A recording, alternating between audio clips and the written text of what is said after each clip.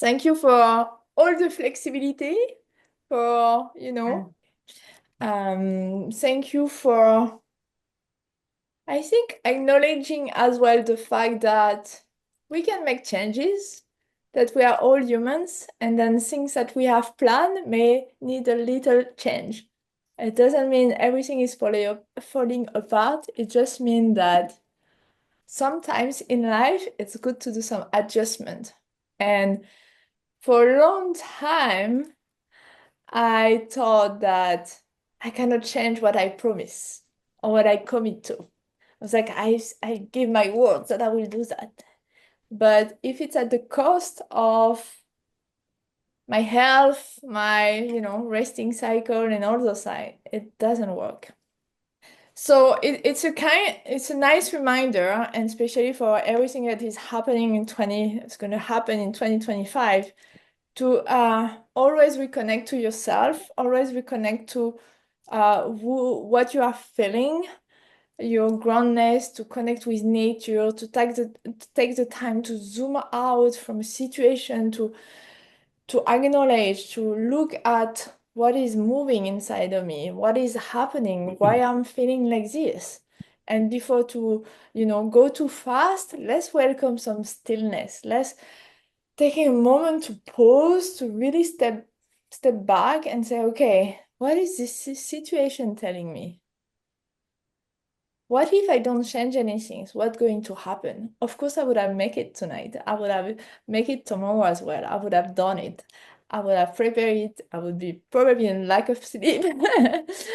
And maybe we will be only three people and not the six or seven or eight that we are supposed to be. So what I've been noticing as well when we actually listen to ourselves and do those slightly little shifts about our commitment to be more aligned with who we are, to what we are feeling and willing to achieve right now, then actually everything work out better for everyone. So what maybe even me, I was scared, like, oh my God, I committed that group and what they will think about me. And then I was like, wait a moment. What if everyone has been thinking maybe it's a bad timing and no one has said it? So it's what I want to say to take this example today. So I was just saying thank you for your flexibility. Thank you for also leaning into the fact that planning doesn't mean we can't change the plans. And also to remember that we don't do plans to be supra mega rigid and close. We are women, is happening. And also what is important is it's always to listen to ourselves to find the better alignment with who we are, the better things. And what I was explaining just before is sometimes we just need to do a micro shift, a micro change in the thing. And it doesn't mean that no one's gonna like me anymore, or you will help me or hate me or all of that. It's just like a micro shift that I did listening to really what it was happening inside of me. I was like, just I hope they are going to understand, but at the same time, I need to listen to what is moving inside of me. And by Mm. choosing myself, I actually saw so much, welcome from you, so much love and so much trust and all of that. And I'm like, wow. And this is a great example of what we are going to do in planning. When we go and structure the business, it doesn't mean that we have to be those big warrior and hard work and all this energy very masculine. We are in a shift the planet and all of that, that now we can finally be even more ourselves as women, having businesses, being able to achieve, but with so much more ease, so much more flow, so much more harmony with everything else in life. Because there is one thing that is important for me is I'm not doing business to do business. I want to create the life that I love. And for that, I need a business that allow me the freedom to be anywhere in the world, to allow me the freedom to manage my time, that allow me the freedom to choose the people I want to work with, that allow me all of that. So it's why going towards strategic planning, going towards more what we actually envision to put some structure into it is to allow that freedom, is to allow to achieve more with more flow, more ease, more harmony. Life is gonna happen all the time. But more we have a clear target, a clear direction where we are heading, the how can change. The how doesn't matter, but we are heading toward the same destination. All this value and why we do what we do, this why we started those business, why we love sharing what we are sharing. Maybe you have yet your service is very clear or your message is very clear, but who you are and this willingness to serve and to share your message, this is the why. The how, the container, the format, are you doing consulting, coaching, retreats, writing a book, interviewing people around the world, or just maybe impacting in your community, doing one single event, and it can be even a yoga class, and you can have also impact and bring a message like in another way. So we need to detach from the how, but what needs to be super strong is the why. Why do you want to share that things? Why, why do you wake up in the morning? You know, is this why that no matter what's gonna happen this year, you will still keep going, no matter how many doors gonna maybe shut down in front of you. You will push the next one, and not push, but knock at the next one. It's like, hey, I have this idea. It would be maybe cool. And then it's come from that. So when I'm giving more explanation around strategic planning because I know, I think most of us, I think all of us come from corporate. And probably a lot of us decided to not go back to corporate anymore. I burn out in corporate if you didn't know that. So and in corporate, I never felt like I was valued for my work. I always felt like they were using me more than I was free to do whatever I wanted. And then they were taking my ideas, and also I was giving way more than what I was supposed to give. So, what I notice is when we exit corporate, we may things like no more structure. I'm done with that. No more routine, no more planning, no more tack, tack, tack.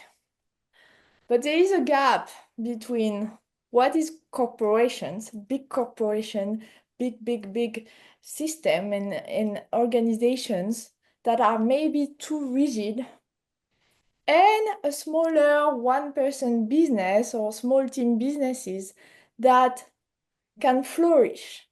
But the same thing is required in both businesses, is strategic planning, is a vision, know where we are heading, and then to break down this vision into quarterly steps. Because if we think all the time about where we want to go in 12 months, we will go nowhere. We overwhelm ourselves.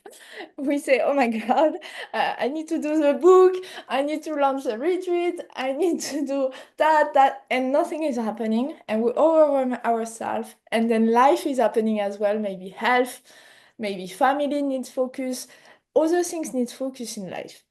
So I have been able to work around the world, to be not even 7 months a year, I think, in Bali. The rest of the time, I'm somewhere else. I've been able to work from cafe, from different places, different time zone with different people all the time. And last year, I work, I think, less than 50% of the time in average. Usually, I was working morning and afternoon. I was off, and I generated three more time revenue than 2 years ago. So the structure is having clarity, is giving you the wings to fly, to do whatever you want. Depends. Some people like Debbie, they spend the winter in Mexico, habla Spanish and eating tacos and all of that. Some people like me need this flexibility in between homes. Some people like, I don't know, maybe you want to have 1 month away time to time, or you want to be off 1 week per month, whatever is it, you need to start feeling inside of you. And this will be kind of your homework, is to allow yourself for the next 2 weeks to not think about how you are going to make it happen, but what you would love in terms of flow of your time, flow of your calendar during the year. Me, I know I need a week off almost every 2 weeks. I need to be detached. It's how I have all the clarity for my clients, is how I receive everything. Like when I go for a massage, I have the most great business idea or the solution for a business case. So it's also reconciling ourselves that productivity is not always in front of the computer. So the invitation really is really to allow yourself to not think about how, but really opening to, if I could have everything, how my year would look like, or my day, how would I love to work? How many days I would work per week? Me, I don't have kids, but I take Wednesday off. Because I'm like, why is the only people with kids that have Wednesday off? So I decided that Wednesday is my fun day. But this, when you are a business owner on your own and you are need to manage your time, the only person that can decide this structure around time is you. If you let your clients deciding for you, I promise you, you are going to work 7 days a week. I've done that. I was living in Bali 8 years ago, and I was working 7 days a week. This was my reality 8 years ago. I was not enjoying Bali at all. So I understood at the time when I burned out from my own business that I needed to change. I needed to set boundaries. Shannon can explain us exactly how to set boundaries in relationship. It's exactly the same with business, with client. So it's all those things that those are the how. But before to go how we are going to make this happen, it's really about, if I really allow myself to dream, to think inside of me how I would like to work, or how much time in my day, in my week I am free, or during a year, maybe I do 6 months, 6 months, or 3 months, 3 months, 3 months. I don't know, whatever the math are for you, allow yourself to decide that, because it's gonna be the foundation to also plan your services, plan how you are going to offer your services to your client, and how many clients you can bring on board, and then how much generation of revenue you can do. It's not the same decision when you have 10 hours a day, 5 days a week for your business, or if you decide, like, I'm going to generate quite good amount of money, but I'm going to do 4 hours. Everything is possible, but you need to decide. And just allow maybe yourself 2 or 3 minutes every day in the next couple of days to just ask yourself, if I listen to me, what I would love around that.